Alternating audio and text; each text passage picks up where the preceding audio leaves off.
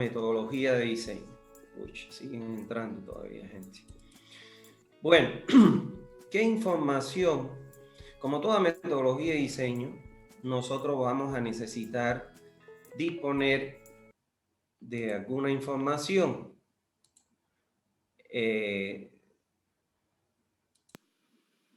A ver, les comento algo, porque me preguntan en el chat que se escucha despacito.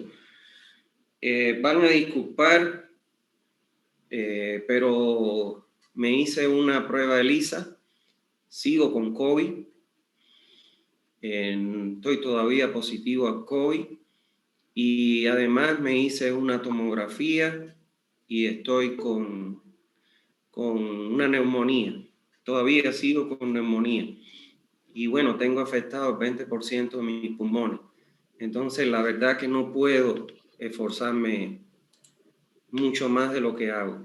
Se le escucha bien, doctor. Se lo escucha muy bien. Bueno, les pido disculpas a esos que dicen que hablo despacito, pero es que no lo puedo hacer más, gritar más ni nada, porque es un esfuerzo muy grande que estoy haciendo. Bueno, como les decía, toda metodología de diseño siempre vamos a necesitar de lo que nosotros le llamamos en física, matemática, química, los datos, que aquí yo le he denominado como la información requerida.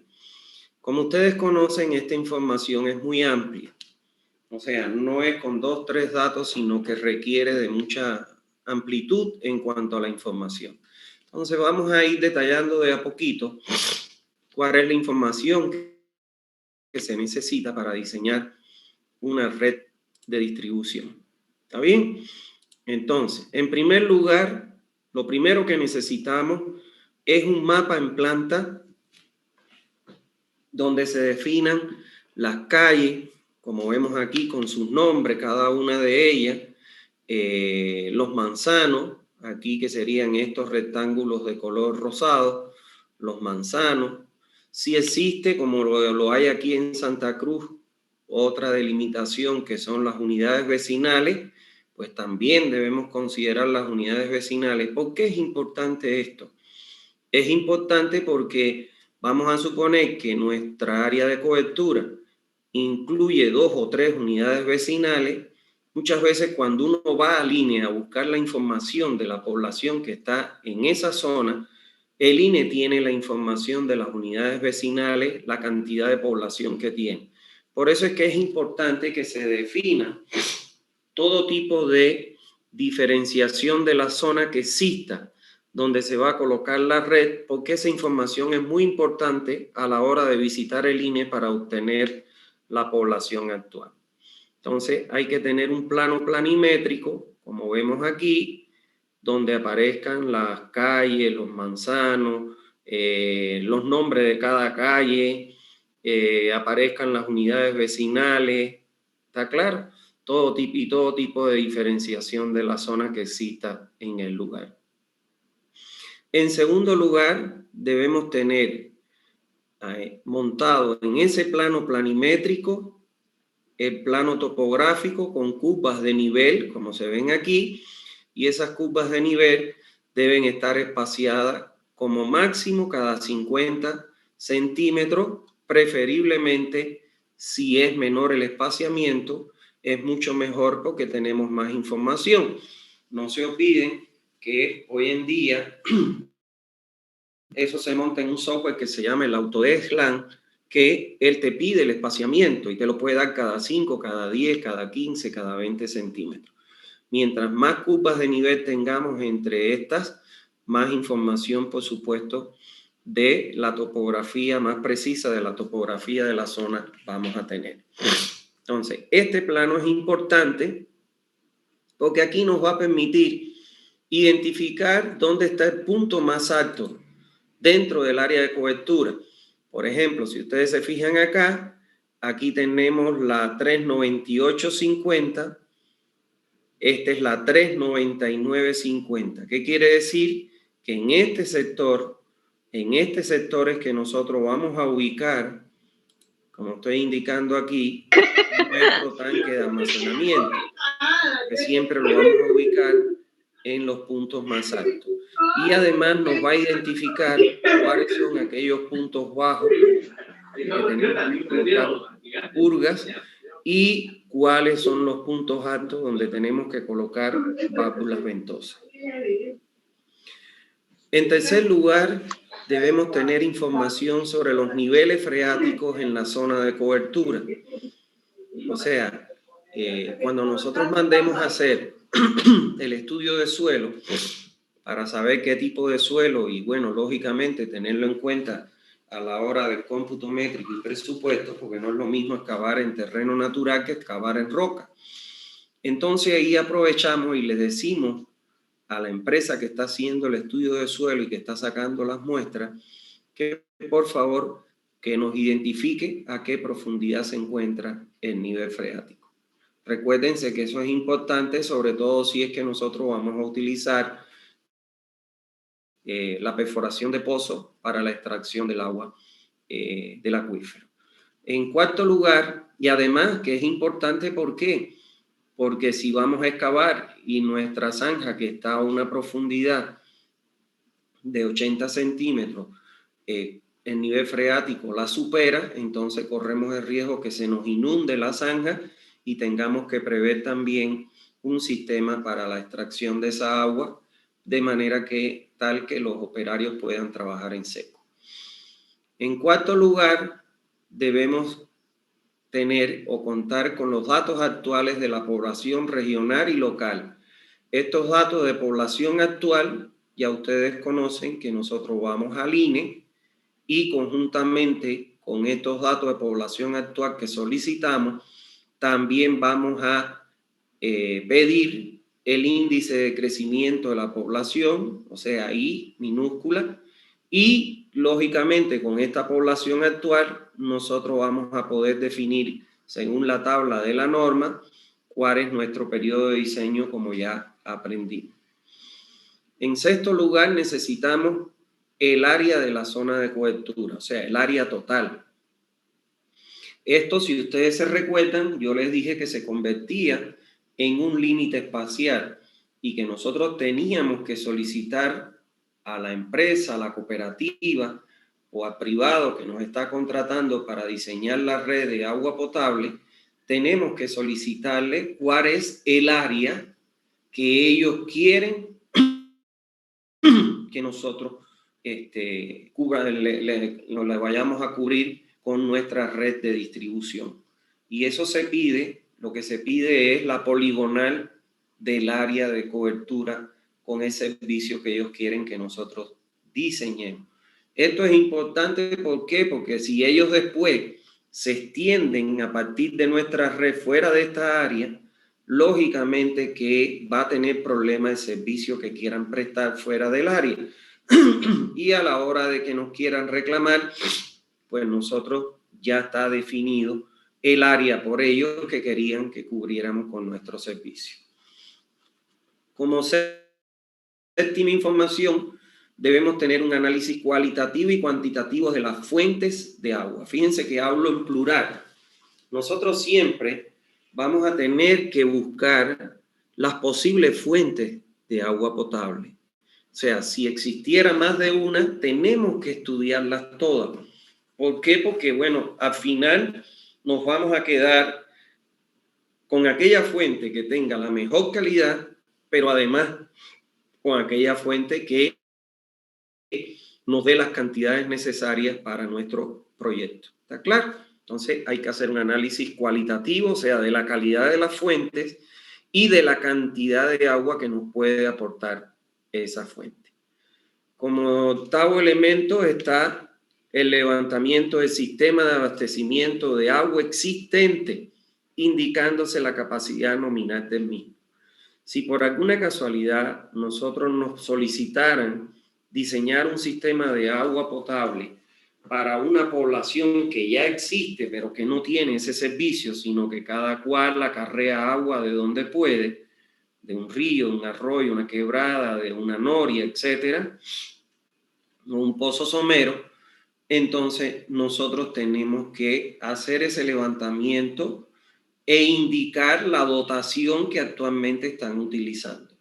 Y eso, por ejemplo, el ejemplo que yo les puse, que vamos a una casa y decimos, ¿de dónde usted saca agua? Él nos puede decir, yo tengo un pozo perforado y saco con un baldecito. Allá sabemos que hay agua subterránea. Puede ser que vayamos a otra casa y nos diga, saco de un río que está por allá atrás, queda cerca de aquí. Ya sabemos que hay otra fuente superficial.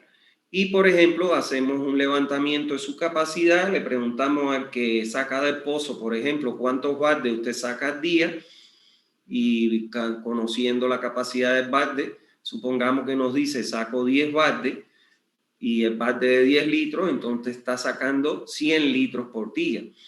Entonces, ¿cuántas personas son las que usan esa agua? Bueno, somos 2. Dividido entre 2 son 50 litros por habitantes por día.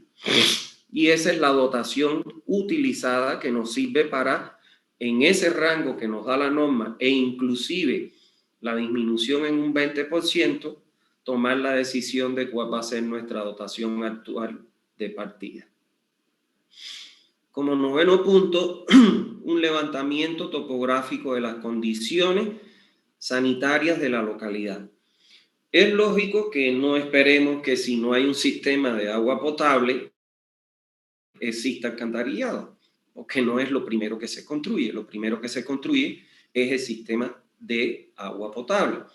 Pero nosotros sabemos que no hay alcantarillado, pero que sí de alguna manera el agua que ellos utilizan la tienen que disponer en algún lado. Entonces nosotros tenemos que ver dónde es que se vierten esas aguas residuales. Existe mucha población en donde las aguas residuales las largan a través de una tubería a la cuneta de las calles. Eso pasa, es muy frecuente aquí en Santa Cruz, por ponerle el ejemplo más cercano. Entonces, si esas aguas las largan a la cuneta de las calles, tenemos que tomar en cuenta que nuestro diseño va a estar a 1 metro de la cuneta de la calle y a una profundidad de 80 centímetros, con el riesgo de que si se rompe la tubería de agua potable porque va a trabajar a presión, se pueden mezclar las dos aguas y desatar las enfermedades de origen hídrico. Por eso es que nosotros tenemos que, en este sentido, advertir que no se debe construir nuestro sistema de distribución sin antes haber resuelto la forma en que vierten esas aguas residuales en la cuneta de las calles, porque es un riesgo latente de contaminación. Como 10º punto, debemos conocer datos de la economía regional y local. Y aquí, con relevante importancia, el ingreso per cápita por familia. O sea, nosotros no podemos nunca,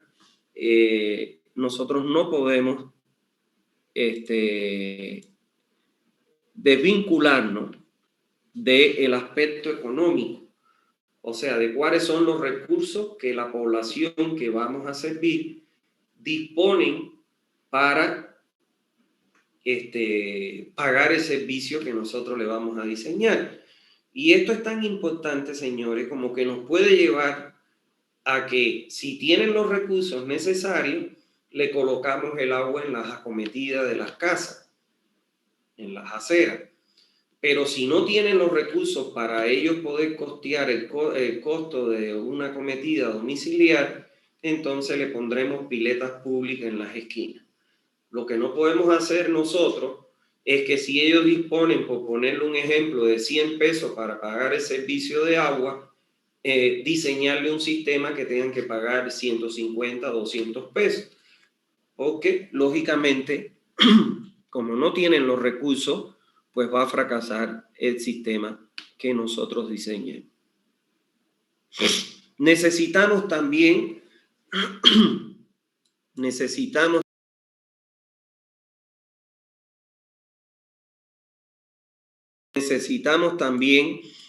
datos generales de la localidad relacionados con el clima, la temperatura, la hidrología, el tipo de vegetación, la geomorfología y las infraestructuras, entre otras. Esto es importante, ¿por qué? Porque nosotros vamos a determinar cuantitativamente cuánto nos puede dar la fuente. Entonces, el estudio hidrológico es importantísimo para saber el caudal distribuido en, perdón, distribuido en los 12 meses del año. ¿Está claro? Entonces, como 12, necesitamos información acerca de las normas técnicas que están en vigencia en el lugar donde vamos a construir el sistema de distribución. Entonces, ¿por qué es importante contar con estas normas técnicas? Porque estas normas técnicas nos van a permitir a nosotros conocer, por ejemplo, las normas de funcionamiento de las redes en el lugar, tales como velocidades, profundidad de instalación de las tuberías, presiones, fuerza atractiva, etcétera, entre otros datos que nos da la normativa técnica.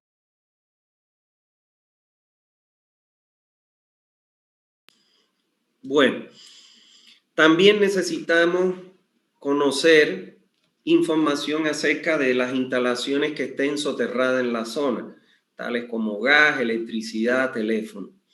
¿Por qué es importante esto? Porque nosotros tenemos que prever, en caso de que existan instalaciones soterradas ya en el lugar, que nuestra red, en caso de cruzarse con alguna de ellas, tenemos que prever las conexiones cruzadas y advertir, sobre todo a la hora de ejecutar los trabajos, advertir la profundidad que se encuentra y el riesgo que corre en no tomar en cuenta esas recomendaciones.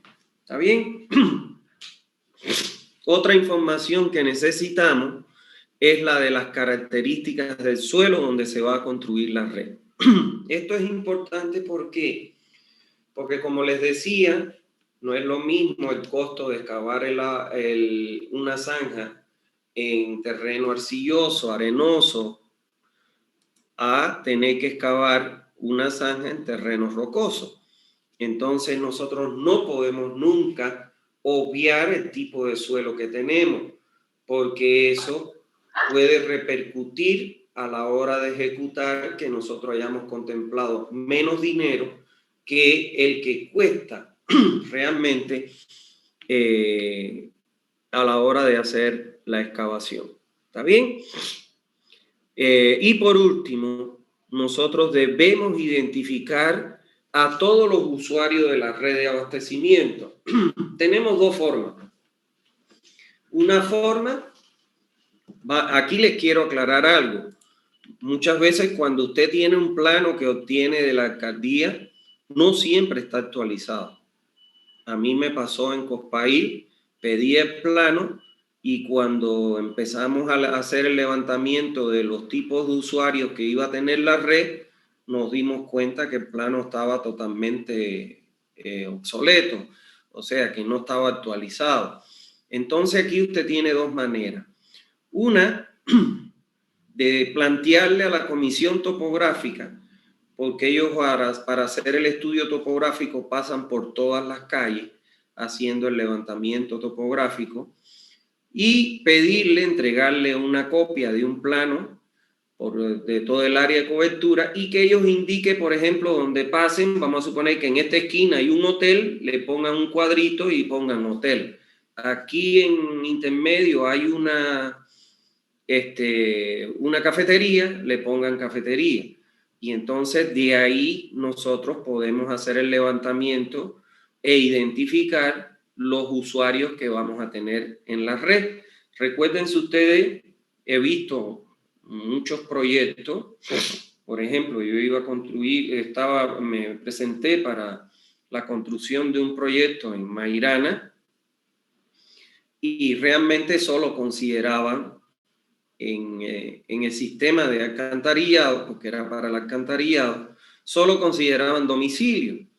Y cuando nosotros visitamos Mairana, hay hoteles, hay restaurantes, hay cafeterías, o sea, hay hay escuelas, hay alcaldías, o sea que hay una serie de usuarios y que no solo era el consumo domiciliario.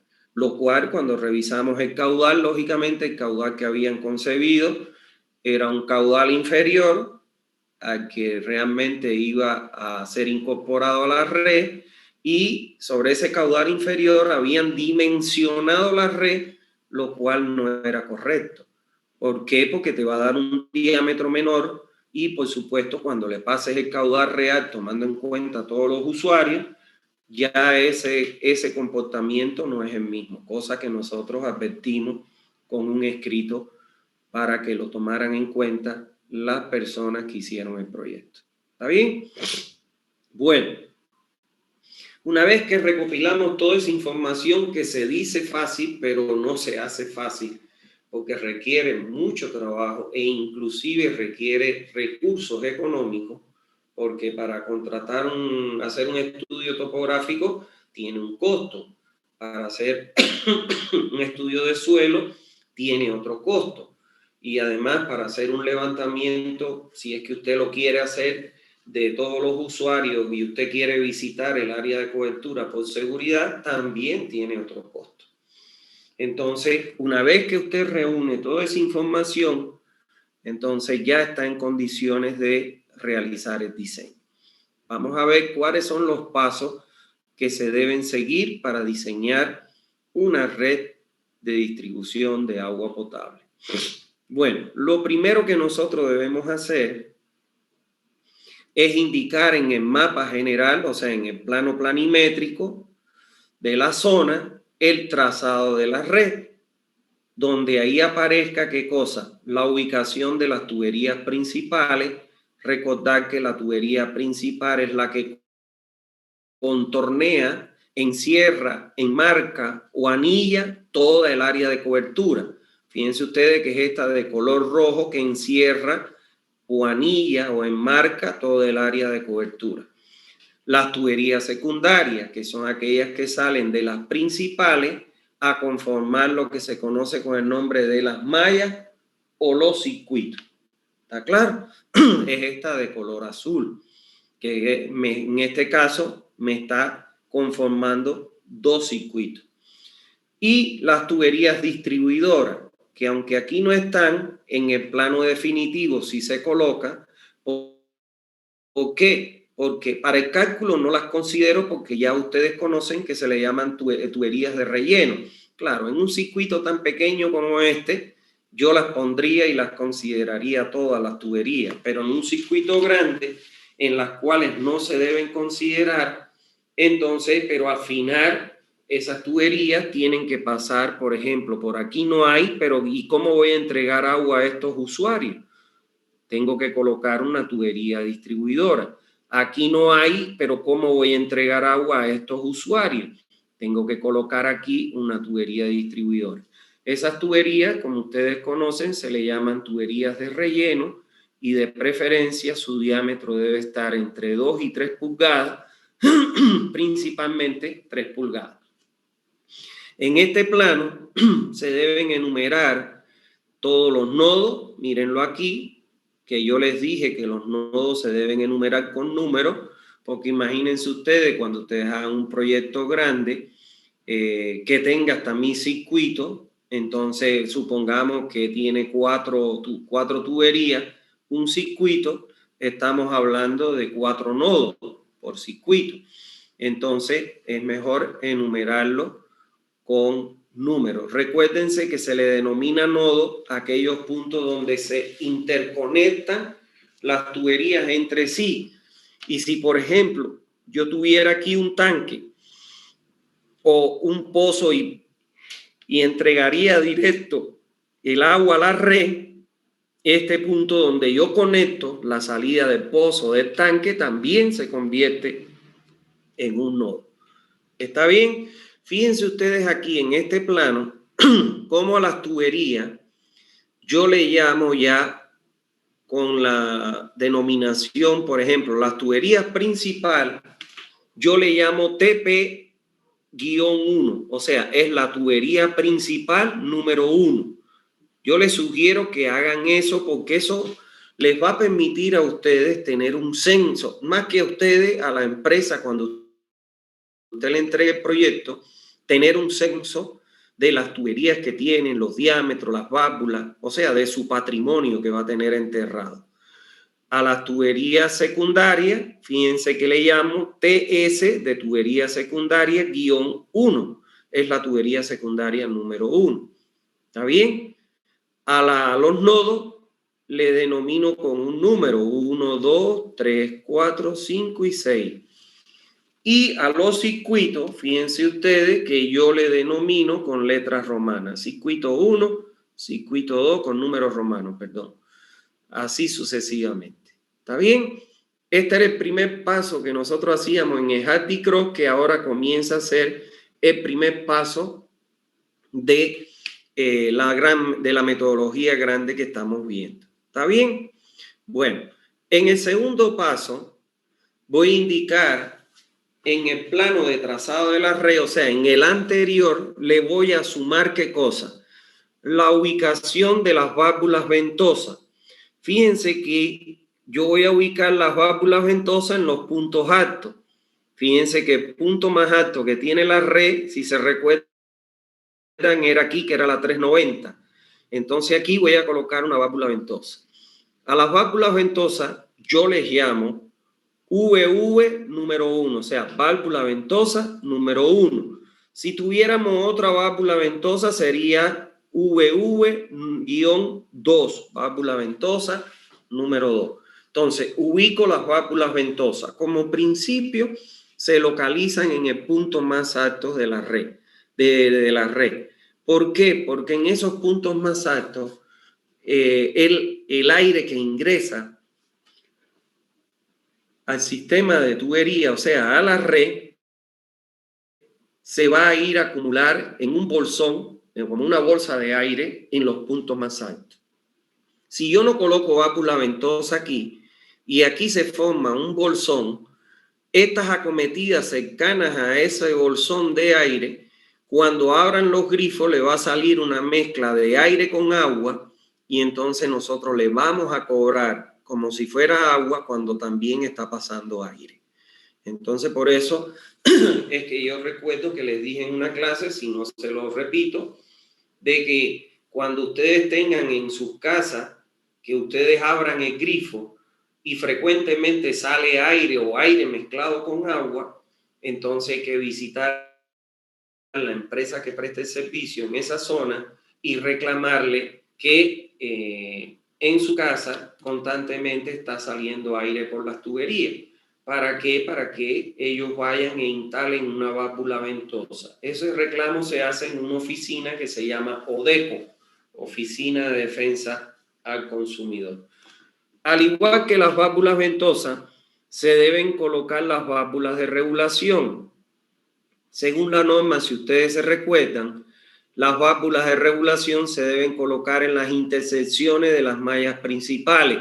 Por eso fíjense que hay aquí, hay válvula aquí, ¿está claro? Aquí se debería colocar también, aquí también, pero no quise cargar mucho esto para que lo vieran.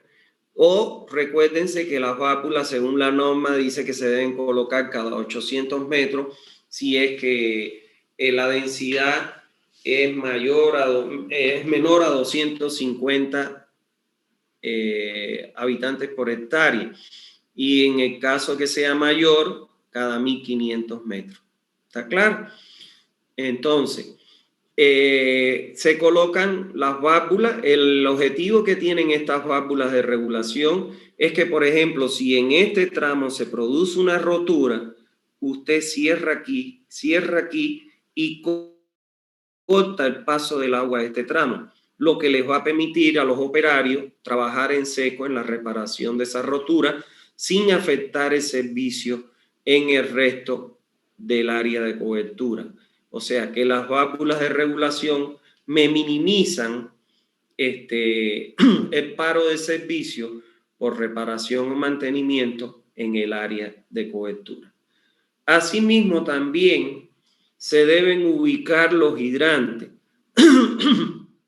Si ustedes se recuerdan, la norma dice que los hidrantes se deben colocar cada 500 metros. Si partimos de que una cuadra tiene 100 metros, entonces cada 5 cuadras va un hidrante. La literatura especializada te recomienda colocar hidrantes en cada esquina, o sea, cada 60, 100 metros. Entonces, aquí recordar que el hidrante se coloca encima de las aceras y que nunca podemos conectar un hidrante a una tubería cuyo diámetro sea menor a 4 pulgadas. ¿Por qué? Porque la derivación de la red al hidrante tiene que ser obligatoriamente siempre de 4 pulgadas. ¿Está claro? Puedo conectarlo a tuberías de 4 y mayores de 4 pulgadas, pero no a tuberías menores de 4. O sea, no puedo colocar en una tubería de 3 o de 2 pulgadas un hidrante. Entonces, en la conexión que hay desde la tubería de distribución donde estoy sacando el hidrante hasta el hidrante, coloco lo que se conoce como las válvulas de hidrante. Aquí fíjense que el hidrante le llamo H-1. Aquí este es el hidrante 1, este es el hidrante 2, y este es el 3 y este es el 4, por ponerle un ejemplo. Y a las válvulas de hidrante, a diferencia de las válvulas de regulación donde le pongo B6, ¿qué significa B6? Es una válvula de 6 pulgadas porque está conectada lógicamente seguro en una tubería de 6 pulgadas y es la número 1. Esta, por ejemplo, dice B4-1. Es una válvula de 4 pulgadas porque está conectada a una tubería de 4 y de las válvulas de 4 es la número 1. Ahora fíjense ustedes que en la válvula de hidrante, a diferencia de la de regulación, yo le pongo una H y no le pongo el diámetro. ¿Por qué? Porque la válvula de hidrante, ustedes saben que como la conexión es de 4 pulgadas, entonces cuando nosotros hablemos de una válvula de hidrante, estamos hablando de una válvula de 4 pulgadas. ¿Está bien? Bueno, necesitamos también en el tercer paso determinar la superficie. Una vez que ya nosotros colocamos todas las tuberías, el trazado, nombramos todas las tuberías, nombramos todos los nodos, nombramos los circuitos, colocamos las válvulas de regulación, las válvulas de hidrante, las válvulas ventosas. Entonces ahora lo que nosotros hacemos, ¿qué cosa es? Determinar la superficie del área de cobertura en hectáreas. ¿Está claro? Para ello lo que vamos a hacer es emplear el AutoCAD y a través de la poligonal que definimos con el que nos contrata del área de cobertura que ellos quieren que prestemos el servicio de nuestra red, pues entonces desplegamos la paleta de área, la pisamos aquí en el punto inicial, recorremos todos los puntos de afuera de la poligonal y cuando llegamos y cerramos en el punto de partida, el AutoCAD nos da el área. Y ese es el área total de cobertura. ¿Está claro? Bien. En cuarto paso, vamos a definir los criterios básicos para el diseño.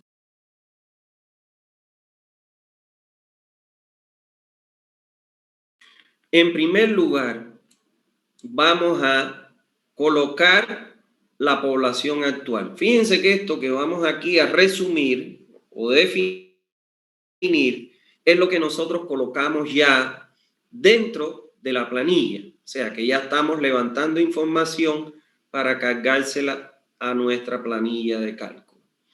Bueno, lo primero que debemos definir es la población actual. Y la población actual nosotros ya la tenemos de datos porque visitamos el INE y el INE nos dijo la población actual de nuestra área de cobertura. En segundo lugar, ya debemos haber definido el periodo de diseño.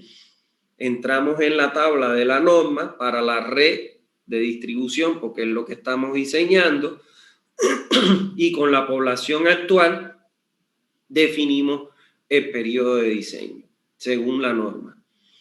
En tercer lugar, debemos calcular el periodo de diseño. En tercer lugar, debemos calcular la población de diseño o población futura. Eso con el modelo matemático que utiliza el INE para el lugar, para simular la población, entonces calculamos nuestra población futura a partir de ¿quién? De la población actual, el periodo de diseño y el índice o la tasa de crecimiento. En cuarto lugar, necesitamos colocar aquí el área total de cobertura, que fue la que obtuvimos en el paso tercero. En quinto lugar, colocamos la densidad. La densidad de población no es más que la cantidad de habitantes por hectárea. La obtenemos dividiendo la población futura entre el área total. Necesitamos definir los tipos de consumidores de agua, si es domiciliar, comercial, institucional o industrial. ¿Está bien? Eso necesitamos definir.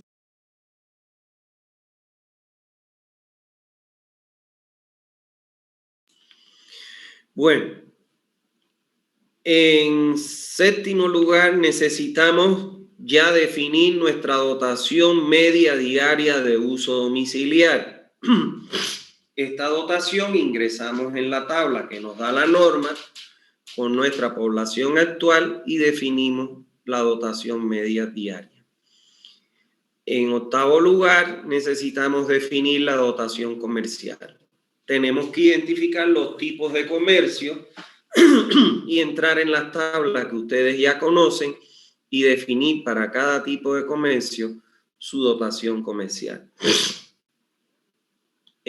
También necesitamos definir la dotación institucional, para lo que debemos identificar las instituciones que existen y definir de las tablas la dotación institucional.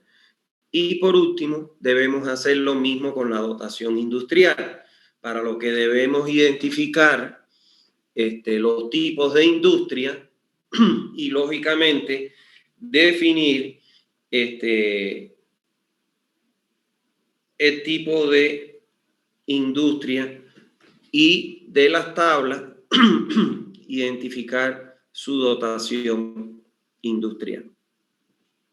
Bueno, una vez que ya hemos definido todos estos criterios que son importantes para diseñar, entonces en el quinto paso vamos a calcular los consumos de agua de la red de distribución por tramos de tubería.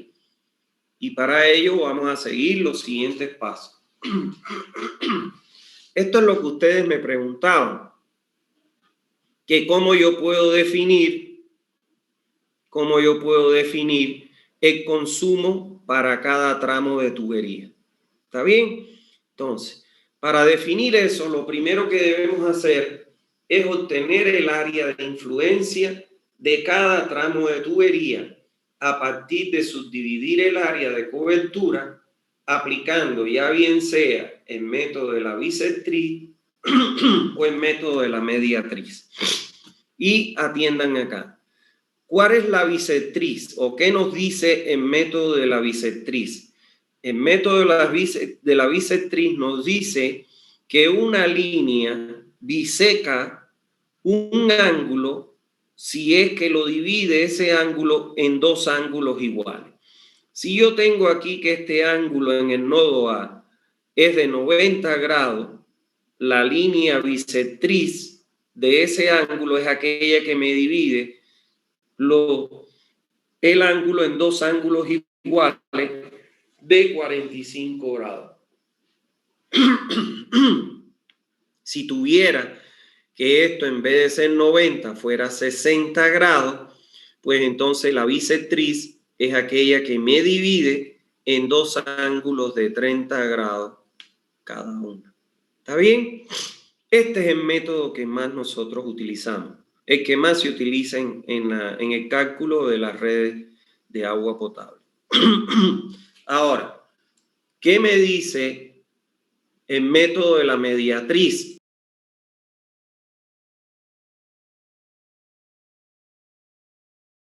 Bueno, el método de la mediatriz me dice que una línea es la mediatriz de un segmento si es que esa línea me divide ese segmento en dos segmentos iguales.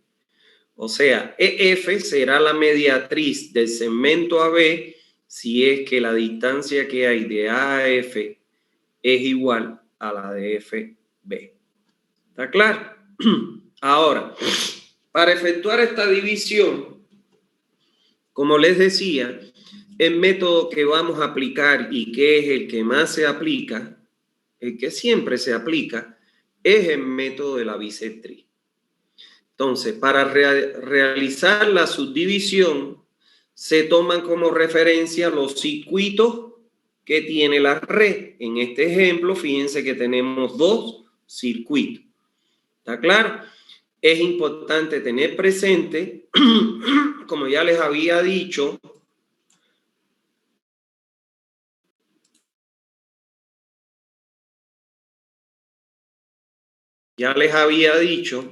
que un circuito puede abarcar más de un manzano. O sea, cuando yo fui a calcular Copaí, si yo consideraba un circuito como un manzano, me iba a ir como a 2000 circuitos, o 2000 y más circuitos. Pero ¿qué sucede? Que los software, los grandes software que nosotros utilizamos, solo admiten hasta 1000 circuitos. Entonces, en ese sentido, nosotros tenemos que saber cuántos manzanos están dentro de nuestra área de cobertura para a partir de ahí definir un circuito, cuántos manzanos van a ir. Eso es muy importante que ustedes hagan inicialmente.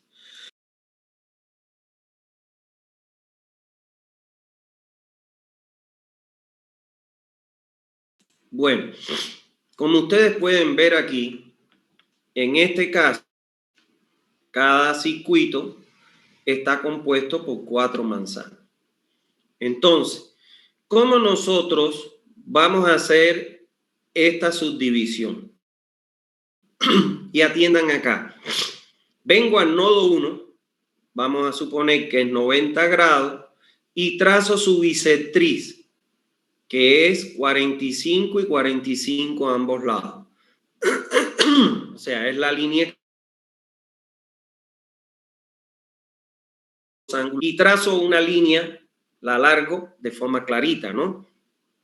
Vengo al nodo 3, ¿cuánto es el ángulo? 90, trazo la bisectriz que me divide en 45 y la prolongo la línea. Donde se me cortan las dos líneas, la proveniente del nodo 1 y del nodo 3, ahí tengo un punto de intersección. El resto que sobresale de las líneas lo borro. Hago lo mismo con el nodo 2 y el nodo 4. Biseco, biseco, y donde se cortan tengo otro punto de intersección.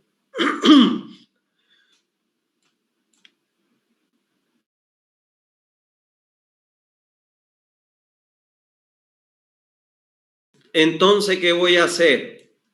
Voy a unir con una línea recta ambos puntos de intersección. Los uno. No importa que me quede un poquito inclinado, no importa. Uno los dos puntos de intersección. Y ahí me queda ya, por ejemplo, que la tubería principal TP1, esta va a ser el área del cual yo voy a partir para determinar el caudal de aportación que tiene que entregar o que va a circular por esta tubería. La tubería 1-3, este triángulo que está aquí, es el área que va a abastecer la tubería TP2.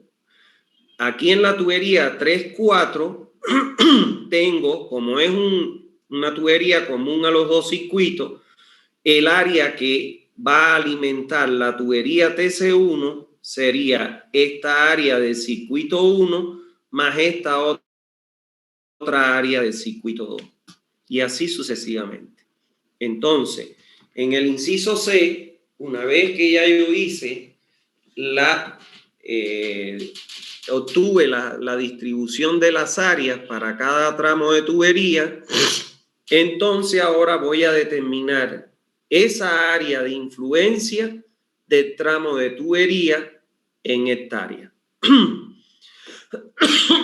¿Cómo lo voy a hacer? Con el AutoCAD voy a desplegar la paleta de área y bueno, voy a pisarla y voy a pisar aquí, aquí, aquí y cierro en 1 y me da el área y la coloco en hectáreas. Entonces ya yo sé que el área de aportación de la tubería principal TP1 es de 1,2 hectáreas en este ejemplo que les he puesto aquí.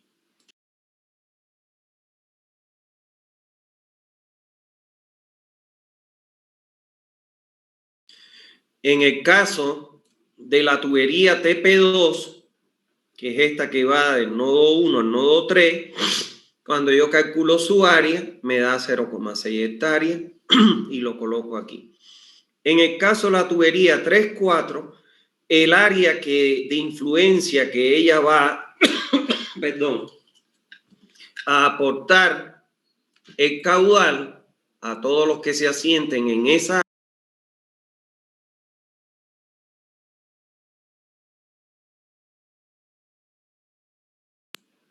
va a ser la suma,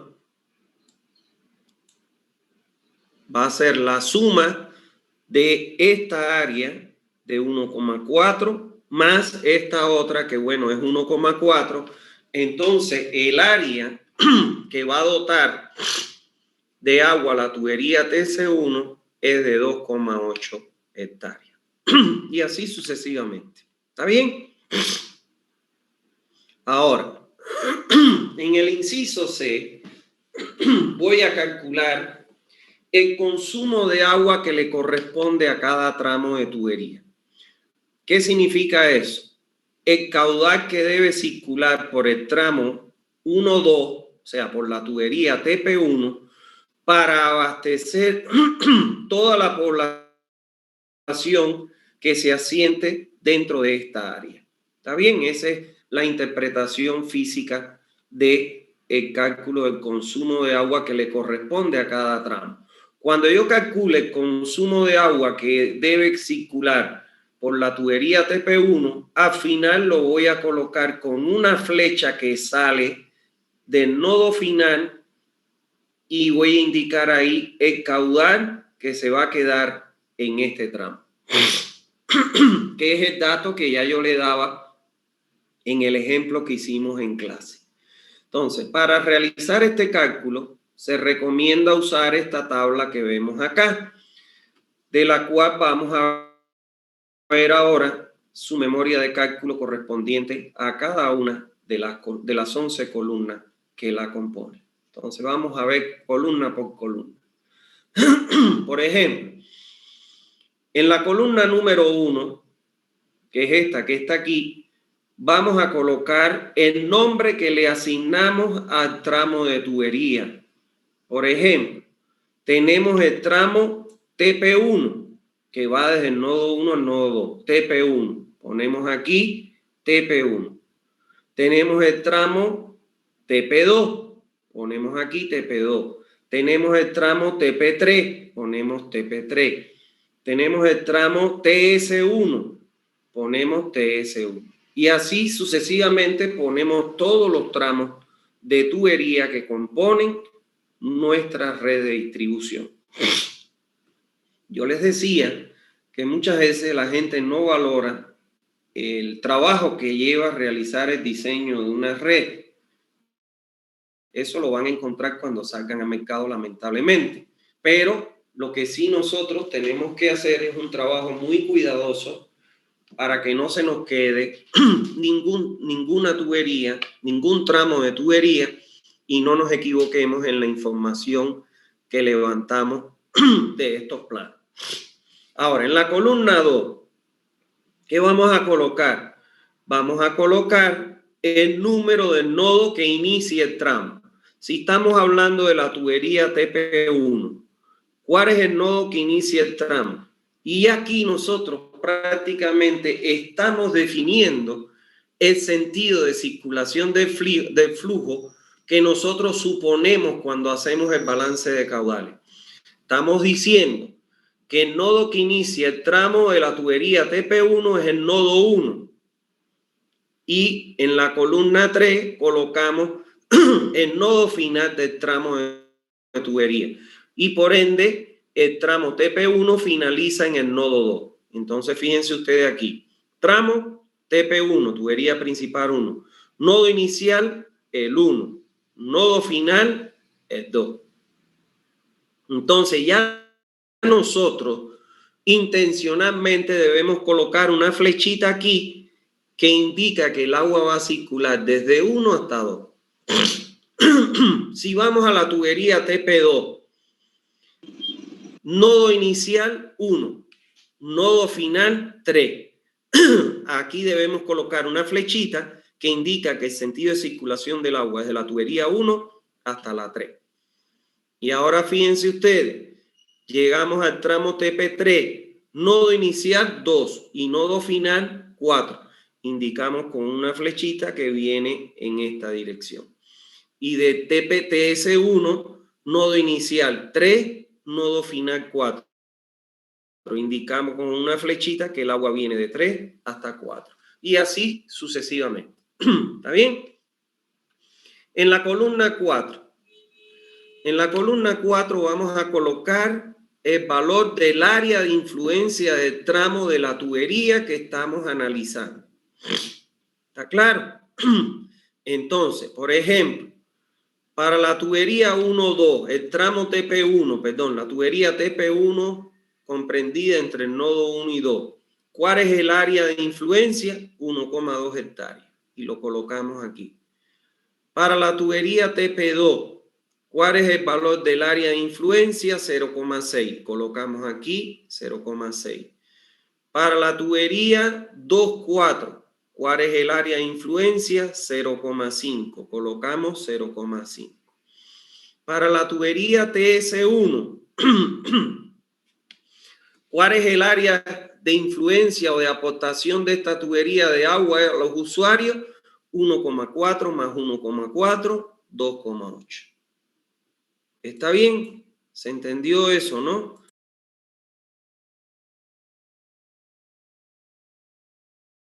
Entonces, de esa manera, vamos colocando el área que le corresponde a cada tramo. Ojo, cuando tengamos tuberías comunes a 2 circuitos, pues el área va a ser la suma de esas dos áreas, una para cada circuito. Bueno, en la columna 5 vamos a calcular ahora la población futura en habitantes. Si ustedes se recuerdan, ya nosotros calculamos en el paso quinto la densidad dividiendo la población futura de diseño entre el área total de cobertura. Y vamos a suponer que nos dio 105 habitantes por hectárea. Entonces ahora, ¿qué es lo que vamos a hacer nosotros?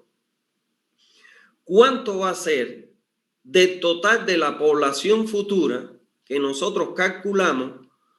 Se va a sentar en este pedazo cuánta población futura vamos a tener asentada en esta área. Esa es la interpretación física del fenómeno. Entonces, lo que vamos a hacer aquí ahora es despejar nuestra población futura multiplicando la densidad por el área del tramo. ¿Está claro? Entonces, si me dio, por decir, 105 habitantes por hectárea, pongo aquí 105 habitantes por hectárea multiplicado por el área, que es 1,2 hectáreas, por ejemplo, para el tramo 1-2, Entonces se me van las hectáreas con las hectáreas de aquí y me quedan los habitantes que se van a asentar de esa población futura total en esa área que comprende el tramo 1-2, que son 1,2 hectáreas.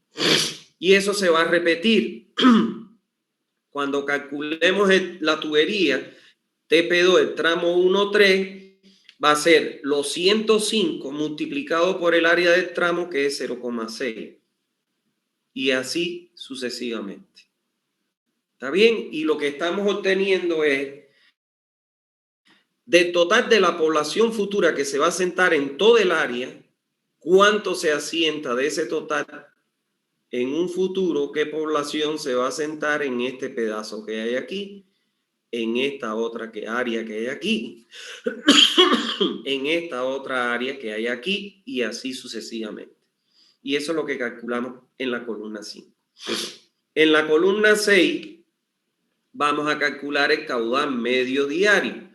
Y el caudal medio diario lo vamos a calcular multiplicando la población del tramo que obtuvimos en la columna 5 por la dotación futura, que es un valor único que sacamos de la tabla de la norma, y dividido 86.400 para transformar los litros habitantes día a litros segundo.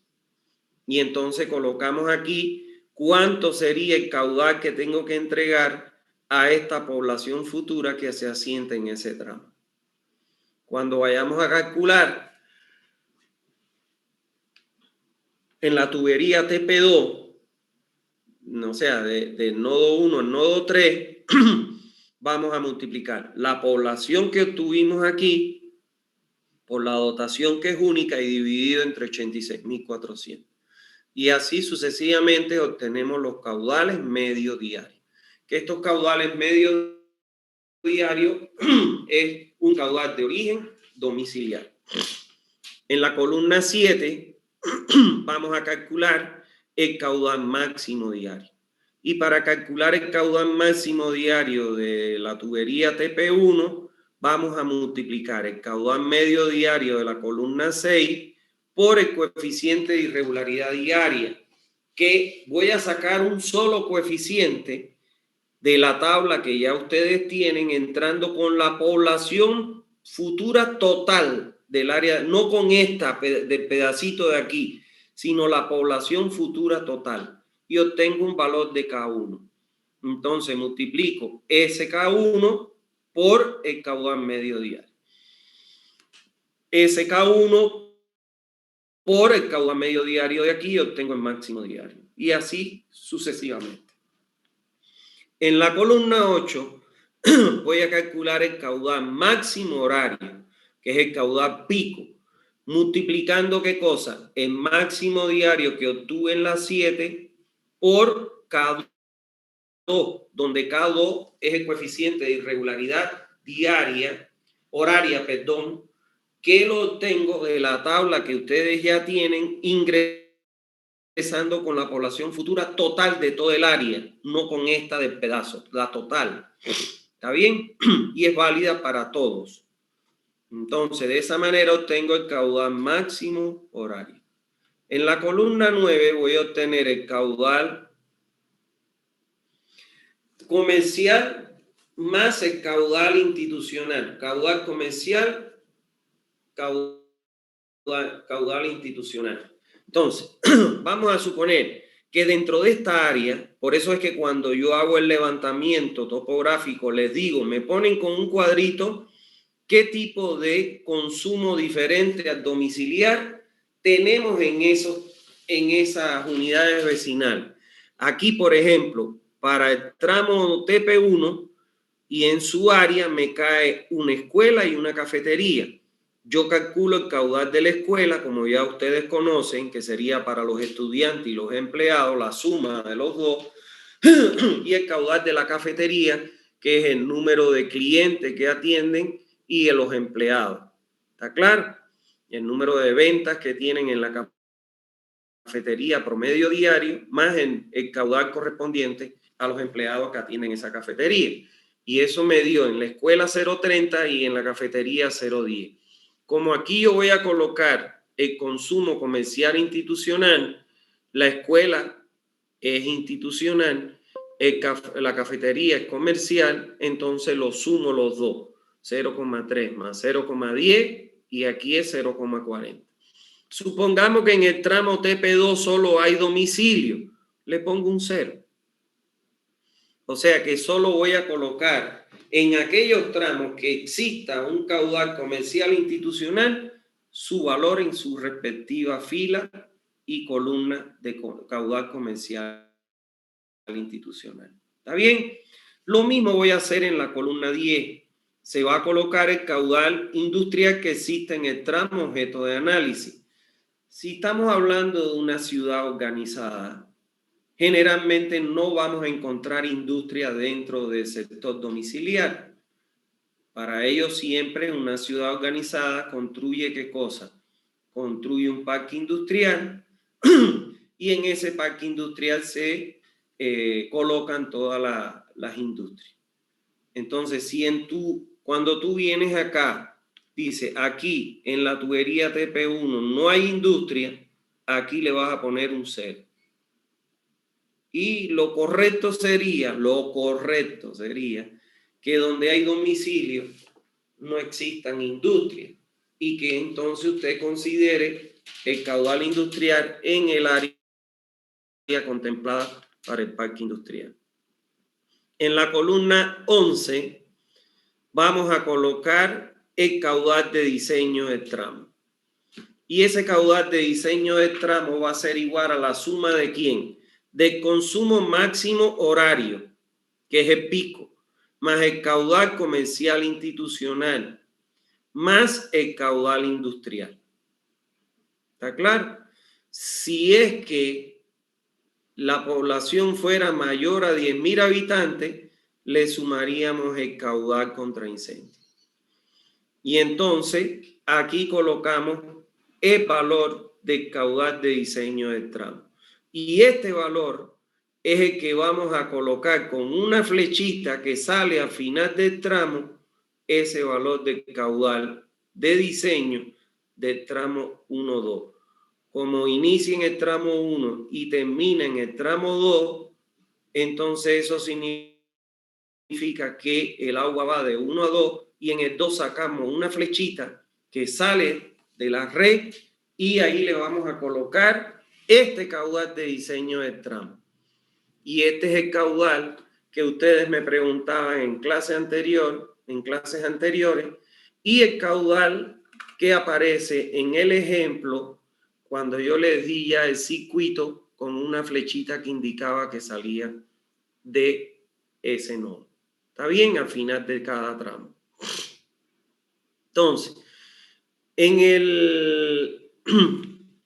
ven acá, en el sexto paso, nosotros vamos a hacer la distribución de los caudales por tramos de tubería. Entonces, en la red se procede a colocar en el nodo final del tramo obtenido en la tabla una flechita que sale del nodo y el valor de caudal, por ejemplo, en el tramo 1-2, el valor de caudal de diseño que obtenemos en esta columna 11. ¿Está claro? Entonces ahí lo ponemos con una flechita que indica. Ahora, en este caso, la tubería TP2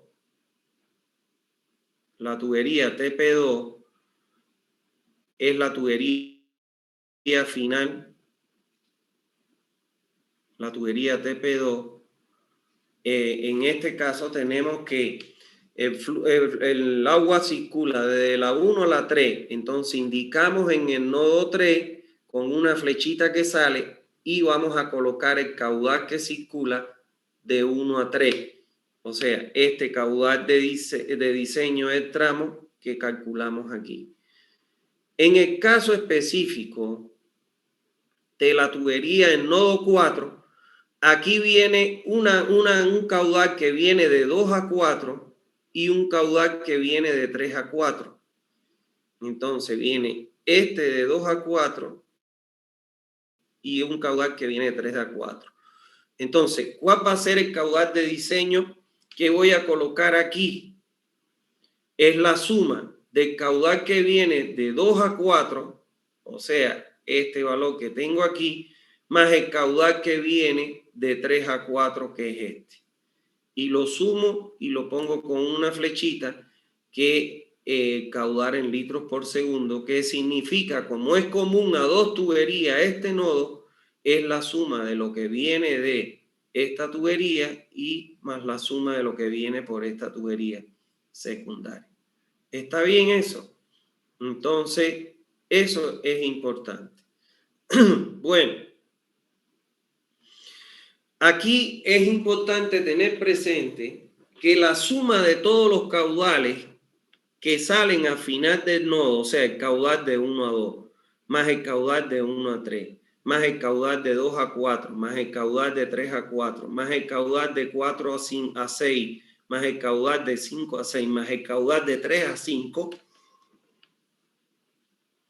lo sumo todos estos caudales y entonces en donde voy a colocar el ingreso de agua a la red, ya sea porque aquí ingresa la aductora o conducción, o porque aquí voy a conectar un tanque elevado, o porque aquí voy a conectar una bomba a la que saque el agua del acuífero, aquí voy a indicar en el nodo donde ingrese el agua, voy a indicar aquí el caudal de diseño como la suma de todos estos caudales que se quedan al final de cada tramo. ¿Está bien? Eso es importante. Bueno, en el séptimo paso voy a calcular la red mediante la aplicación del método de Hardy-Cross. Entonces ahora lo que voy a hacer en este paso es aplicar el método de Hardy-Cross de acuerdo a la metodología propuesta en el Acápite 7.4. Y ya tengo este grafiquito que fue del punto de partida que nosotros tuvimos. ¿Qué necesito ahora? Del AutoCAD, medir cuánto es esta longitud y definir el material que voy a colocar, que lógicamente es PVC esquema 40, que es lo que más se utiliza. Y aquí voy a colocar igual, voy a colocar, en este caso, voy a colocar el caudal que pasa por este tramo, ¿está claro?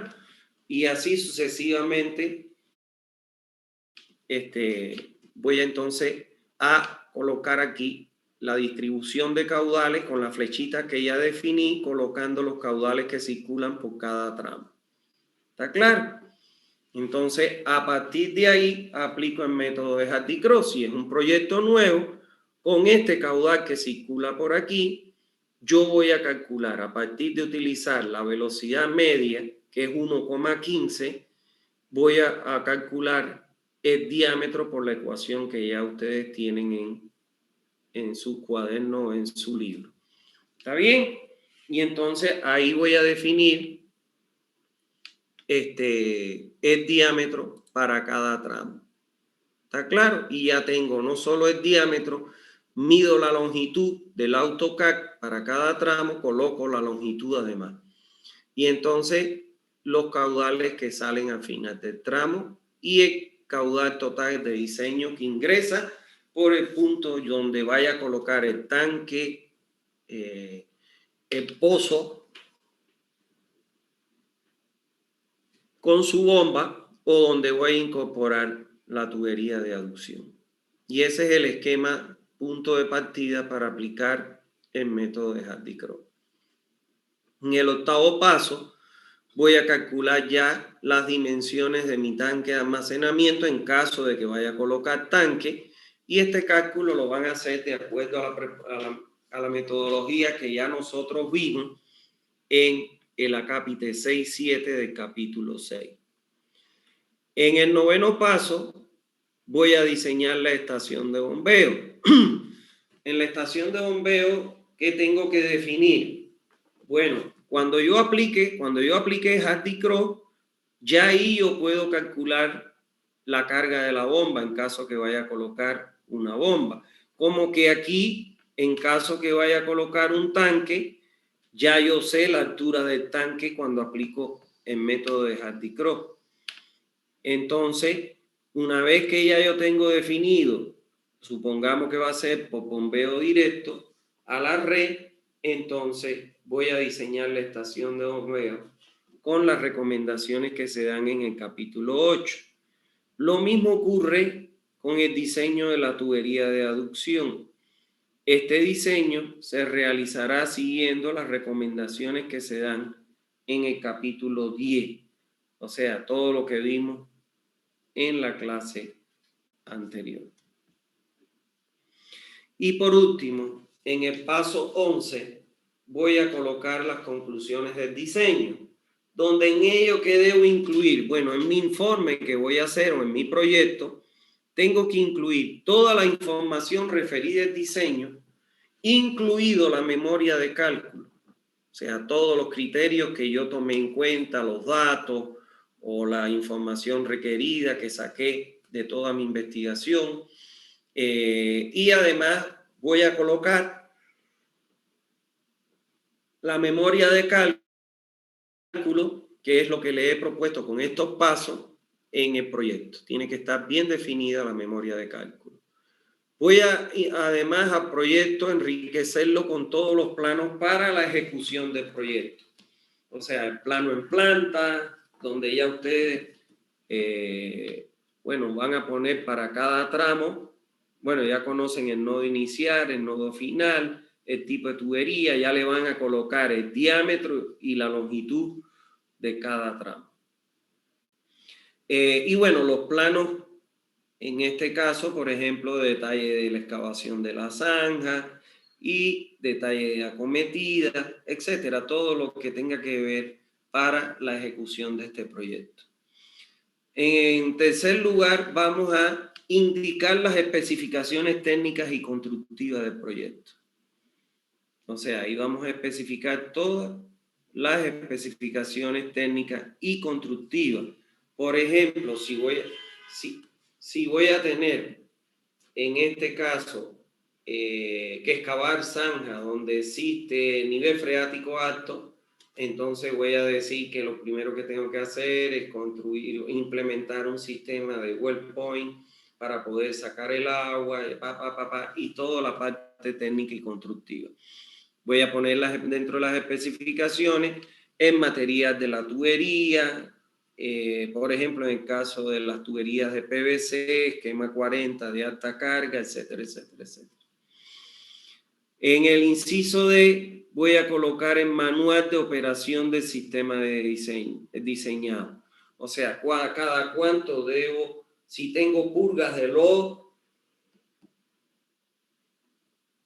o fango, cada cuánto debo abrir esa válvula para sacar ese lodo, ese fango. ¿Cómo se llama esto? En el caso de los tanques de almacenamiento, bueno, ¿cómo los debo operar? ¿Cada cuánto lo debo limpiar? ¿Cómo debo realizar la limpieza? Todo lo que tiene que ver con el sistema que hayamos diseñado. En el inciso E voy a colocar el cronograma de ejecución del proyecto, que ese es el diagrama de Gantt que ustedes conocen. Entonces, ese cronograma de ejecución que nos va a dar fundamentalmente la ruta crítica, o sea que en este caso nos va a dar el periodo que va a durar la ejecución de este proyecto, que no es más que la ruta crítica que sale de ese diagrama de Gantt. Y vamos a adicionar al proyecto todos los cómputos métricos y el presupuesto general de la obra. O sea, esto es importantísimo porque, bueno, estos son los recursos que nosotros vamos a requerir para ejecutar dicho proyecto. Eso sería todo lo que teníamos para la clase de hoy. Si tienen alguna duda, por favor, bueno, pues estoy presto a escucharlo. ¿Está bien? Entonces, ustedes me dicen qué duda tienen. Buenas tardes, doctor. Buenas tardes, dime, joven. No sé si podía mostrarme su diapositiva, por favor. En la parte... Voy a compartir pantalla. Pero claro. ¿Cuál? A ver. Antes. ¿Dónde está el gráfico?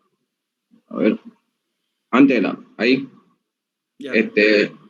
No, a ver. Antes. Mucho antes. Antes. Ya. Un poquito más. Me dice. Ahí nomás, en la de las áreas creo que era. No estaba el gráfico donde estaban las áreas ahí. Ah, no, ahora te lo pongo. Ahí, ya lo pasó.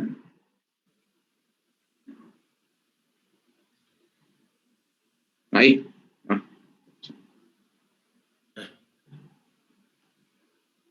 Bueno. Ahí.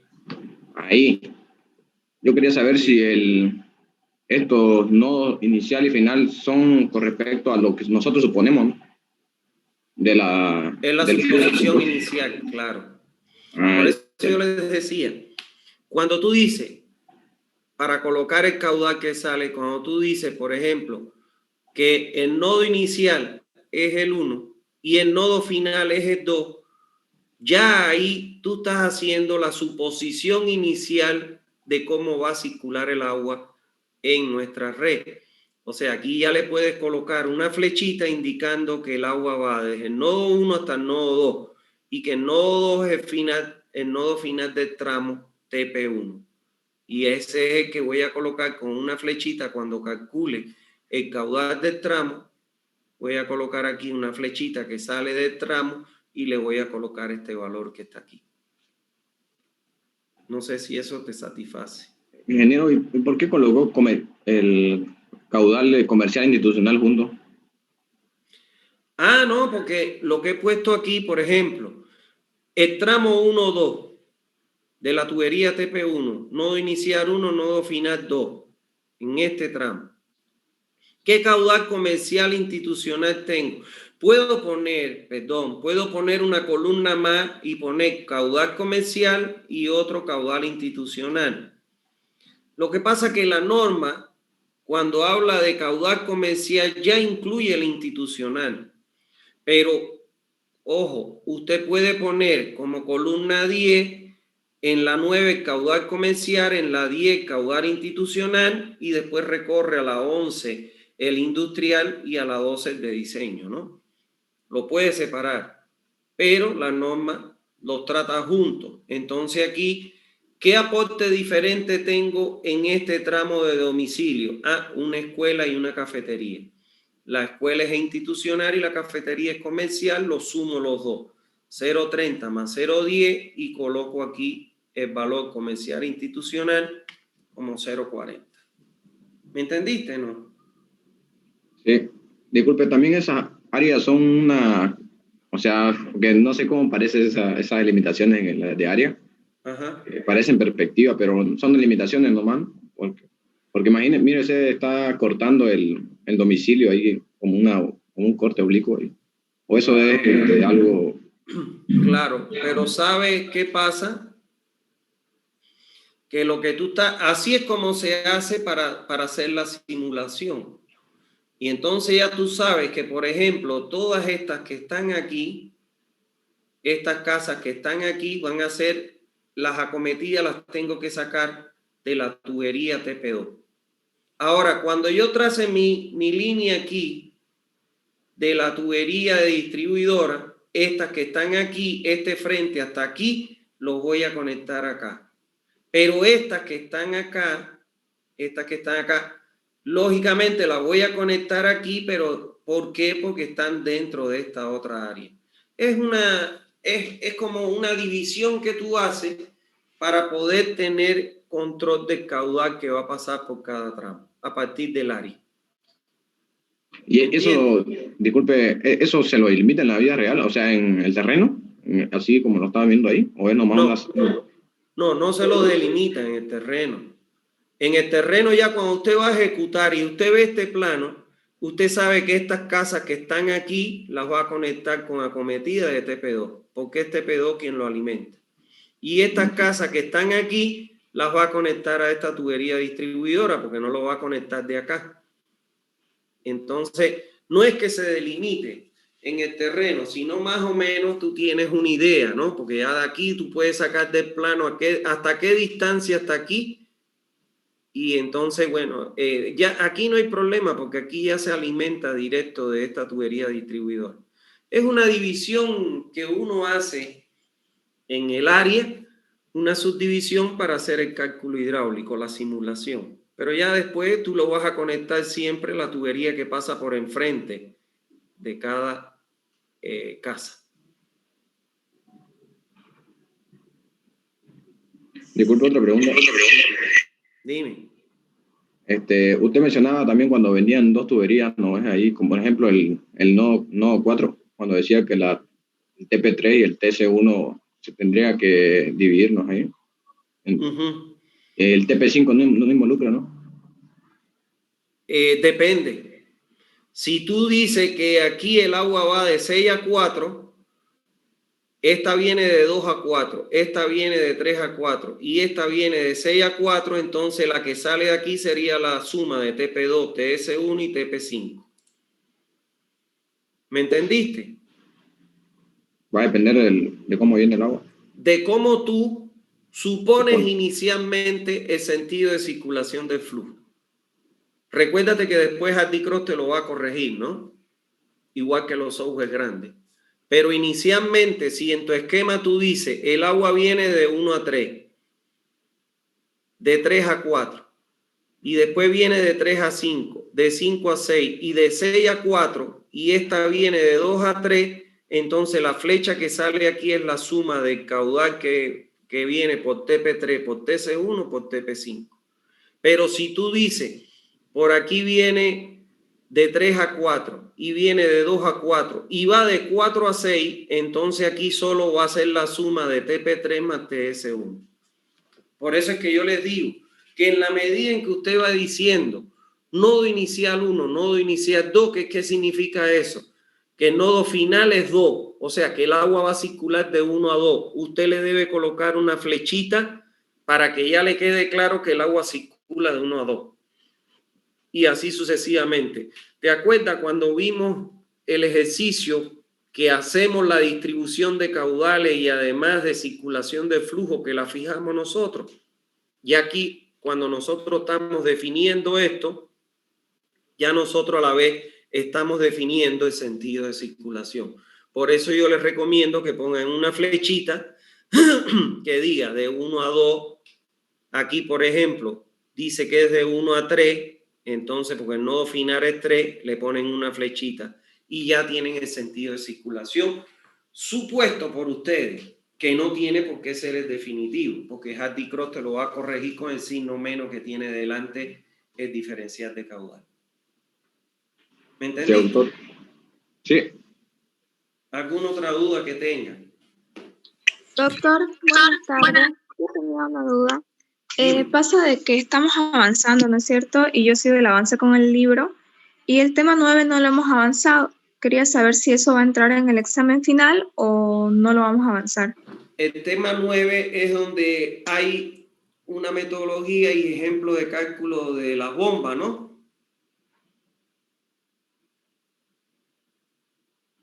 ¿Sí o no? Sí, es el dimensionamiento de las bombas para la explotación de agua. Ese no lo vamos a tomar en el examen. Solo vamos a examinar lo que nosotros dimos. El 8, donde hablamos de bomba, ahí sí eso lo vamos a examinar. Yo le puse ese 9 para que ustedes tuvieran un ejemplo de cómo se calcula la carga de la bomba. En esa condición específica de alimentación de un tanque. O sea, que se calcula la altura manométrica de succión, más la altura manométrica de impulsión, esas cosas. Eso no va al examen. Yo se los puse para que lo tengan. Como la última unidad, que es de todo lo que es cómo se maneja la información en una empresa que presta el servicio de agua. O sea, lo que tendría que manejar como información un ingeniero. Esa última unidad tampoco va. Se las puse para que si algún día trabajan como gerente técnico de una empresa de distribución de agua, una cooperativa de las que hay acá en Santa Cruz, bueno, pues ahí ustedes tienen una idea de qué es lo que se maneja como información. Está bien, pero no van. Las unidades que hemos dado son las únicas que van al examen. Está bien, gracias, doctor. Ya. Doctor, una consulta. ¿Podría mostrar la misma diapositiva que estaba preguntando el compañero? por favor. Claro. Ahí está. Dime. Cuando hacemos el llenado de la tabla, en la parte de abajo, usted tomó en cuenta ambas áreas que ocupa la tubería, la TS1, ambas áreas, la de arriba y la de abajo. Correcto. Cuando trabajamos en el circuito 2, se vuelve otra vez a tomar la misma tubería, la TS1, y se vuelve a notar también ambas áreas. No. Aquí fíjate que lo que estamos calculando es cuánto es el caudal que va a pasar por TS1 para dotar de agua a toda esta gente que está sentado en estas dos áreas. Cuando ya vayamos a aplicar el Hardy Cross, entonces ya aquí, por ejemplo, si vamos a suponer que el caudal ingresa por que en la tubería 1 tenemos un tanque. Espérate, que esta porquería me está tapando a mí. Vamos a suponer que en la tubería 1 nosotros tenemos que aquí tenemos un tanque elevado. Entonces aquí, por esta tubería va a ingresar la suma de los caudales de la flechita que salen de cada nodo a final del tramo. Entonces, vamos a suponer que eran los 30 litros. Que de aquí de los 30 vamos a decir que por aquí se van 15 y por aquí se van 15. 15 menos el caudal que está al final del tramo, que es el que se queda en este tramo, nos va a dar el valor del caudal que circula por acá. ¿No ves?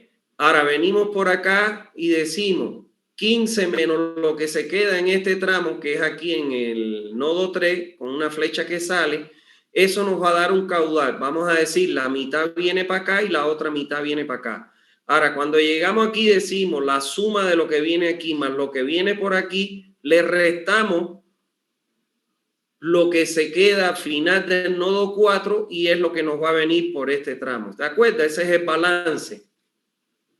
Pero aquí nosotros lo que hacemos es suponer cuánto es el caudal que tiene que pasar por la tubería TS1 para poder entregar agua a todos los que se asienten en este área y en esta otra área. Como que si, por ejemplo, aquí tenemos otro circuito en el 1.3 y esta tubería es común a este y a este, entonces aquí vamos a tener probablemente otro triángulo y sería que por TP2 pasa 0.6 más lo que tenga el área de este otro triángulo.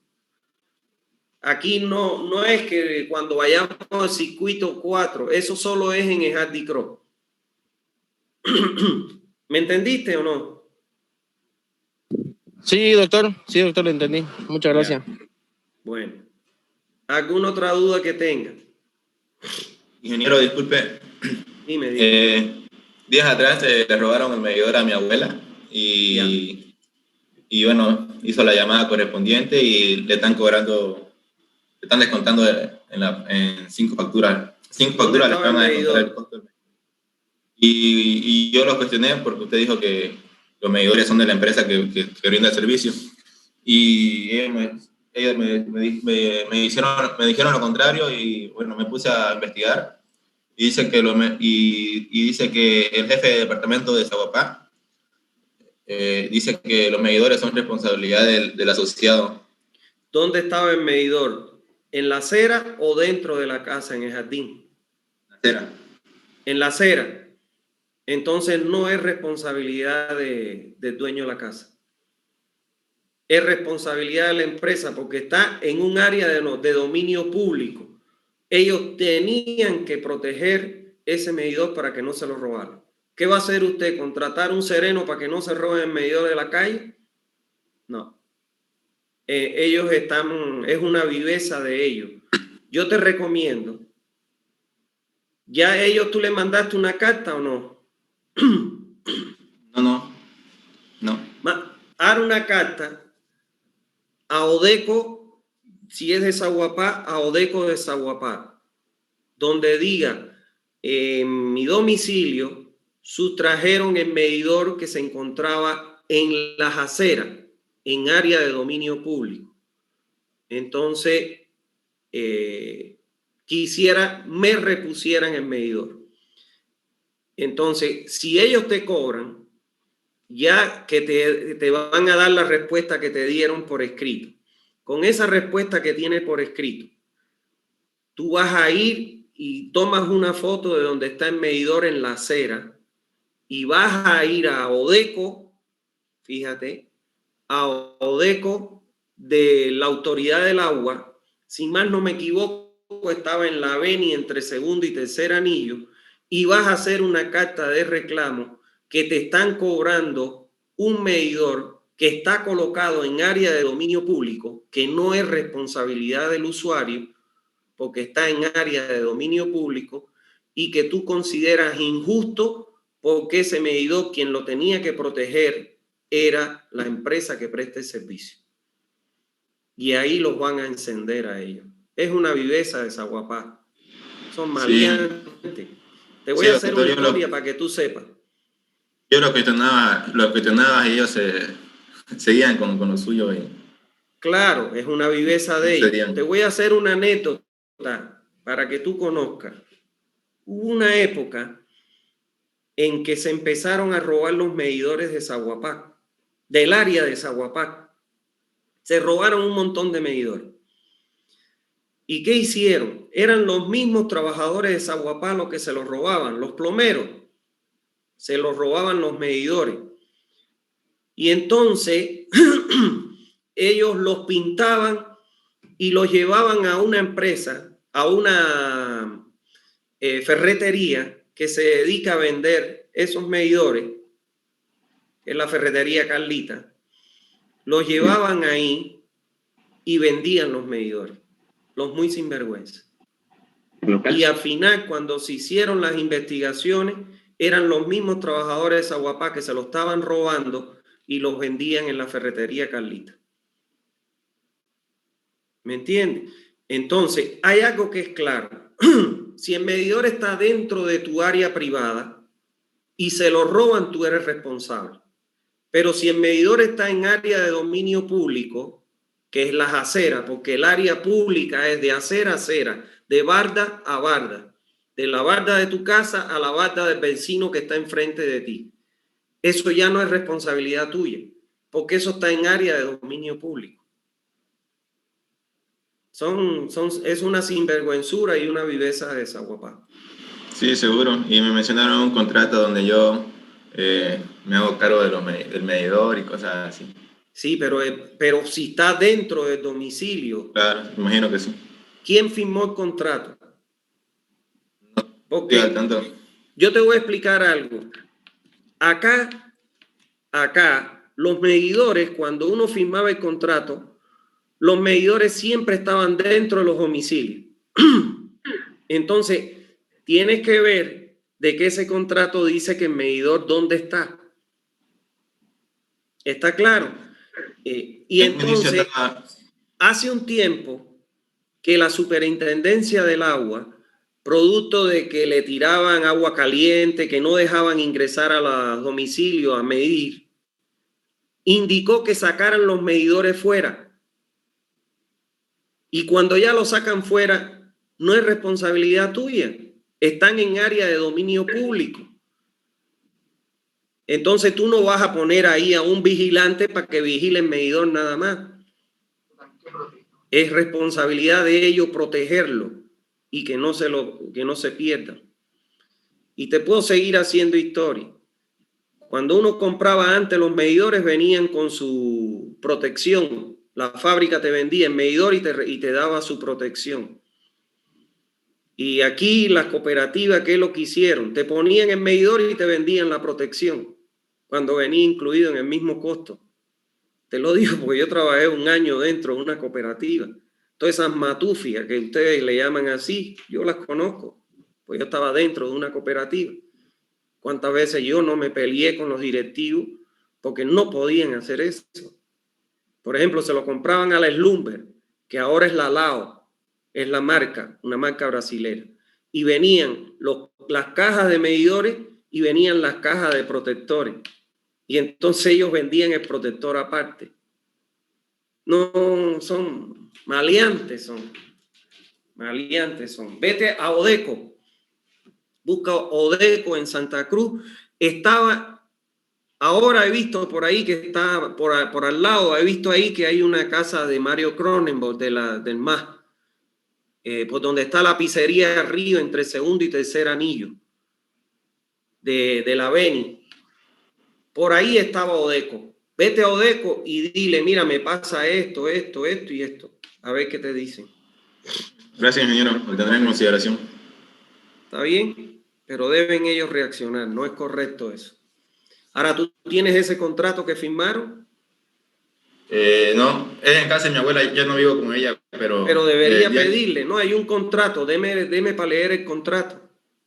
Sí, seguro que hay, porque antes el medidor me acuerdo que estaba dentro de la casa y ahora cuando ya lo robaron me di cuenta que estaba afuera. Ese es el contrato que firmó tu abuela cuando estaba dentro de la casa. Pero si ellos lo sacan para afuera, ya no es responsabilidad de Sí, usted. deja de ser válido el contrato. Exactamente. Por eso pídele. Quiero me dé una copia del contrato. Porque yo te puedo decir algo. Aquí en mi casa estaba dentro de mi casa y lo sacaron para afuera. Y a mí no me hicieron firmar ningún contrato. Entonces no es responsabilidad mía. Si tú lo sacaste para afuera, para área pública, tú lo tienes que proteger. Uf. No, si soy yo voy ahí y le digo, no, vamos a ver a gerente. Y voy y veo a gerente. Pero ya te digo, ve a Odeco de, ¿cómo se llama esto? La Autoridad del Agua. Antes estaba en la Beni entre segundo y tercer anillo. Decía ahí Odeco, Oficialía del Agua, Autoridad del Agua, esto, lo otro. Y ellos, pregúntale, consúltale y dile, eso estaba dentro de mi casa y ellos lo sacaron. Entonces, me están achacando algo que no es responsabilidad mía. Listo, doctor. Bueno, Gracias. ¿alguna otra duda? Bueno, entonces, yo espero hasta miércoles darle las notas. Y le voy diciendo, el miércoles terminamos ya la parte lectiva de la materia, o sea, las clases. Y entonces a partir del miércoles vamos a fijar la fecha del examen final para que vayan estudiando. Eso es lo que vamos a hacer el miércoles, terminar la última clase y fijar, en este caso, que no va a ser menos de una semana, lo que nos va a dar una clase media, una clase intermedia, no clase media de la que conocemos, sino una clase de por medio que ahí pueden traer todas las dudas que tengan y vamos a dar clase y yo se las voy a explicar. ¿Está bien eso? Pero les recomiendo que estudien ya. Bueno, como les digo siempre, cuídense. Miren, ya yo voy por más o menos unos 22 días y sigo dando positivo y sigo con neumonía. Es más, y la otra vez en 15 días ya a mí no me dio COVID. Y ahora voy por 22 y me sigue dando positivo. Es más prolongada esta. Parece que es una nueva cepa que es un poco más resistente.